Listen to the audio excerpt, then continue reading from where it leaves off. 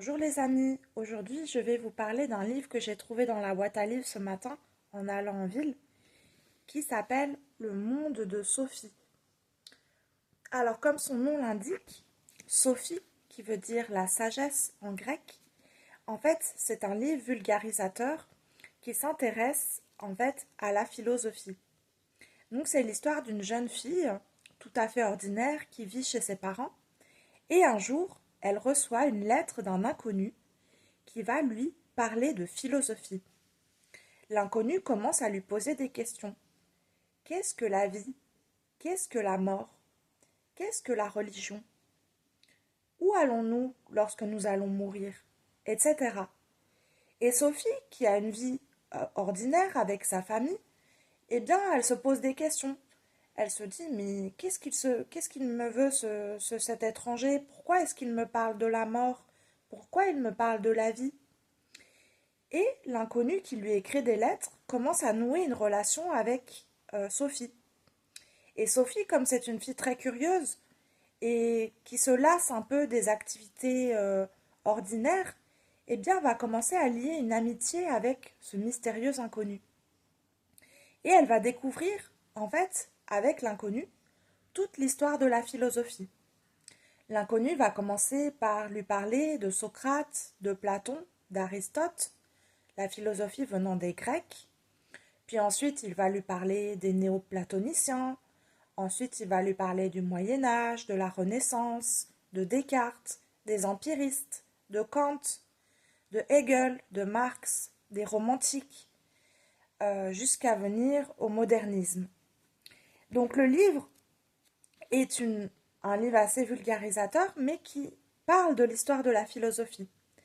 Et en fait, le mystérieux inconnu explique à Sophie, il lui dit, en fait, la discipline philosophique est une discipline qui est essentielle à l'homme, parce que contrairement à manger, dormir, aller travailler, s'occuper de sa famille, qui sont des choses que tout le monde fait, eh bien, en fait, la philosophie aussi, c'est quelque chose qui intéresse tout le monde, parce que tout le monde se pose la question de qu'est-ce que je vais devenir lorsque je vais mourir?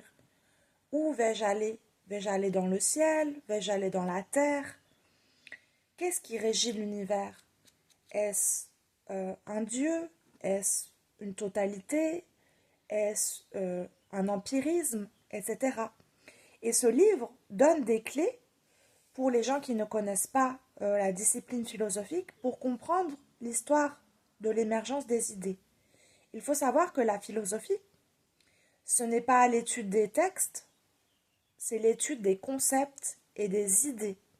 C'est-à-dire, ce qui nous intéresse dans la discipline philosophique, ce n'est pas la littérature, ce n'est pas analyser le style d'un texte, mais c'est analyser les idées conceptuelles. Et en fait, en parcourant les idées qui ont structuré l'histoire de la philosophie, eh bien, on arrive à une cohérence au niveau du cosmos, de ce qu'on appelle la cosmogonie. Et avant l'émergence de la philosophie, eh bien, nous étions dans ce qu'on appelle la magie.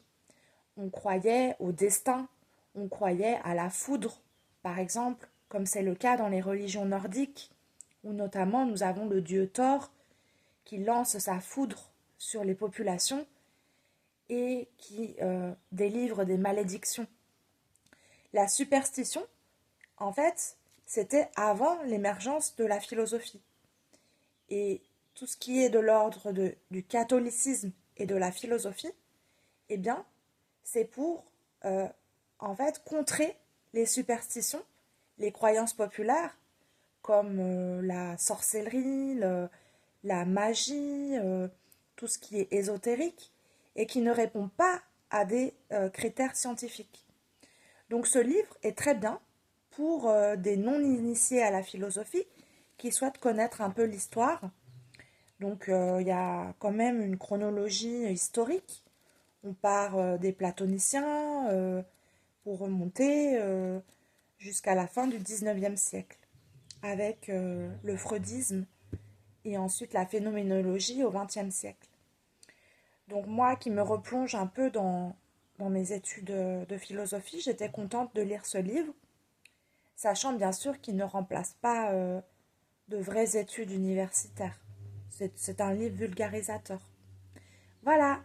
Eh bien, je vous souhaite une bonne lecture avec Sophie et sachez que ce livre est très agréable et assez facile à lire. À bientôt!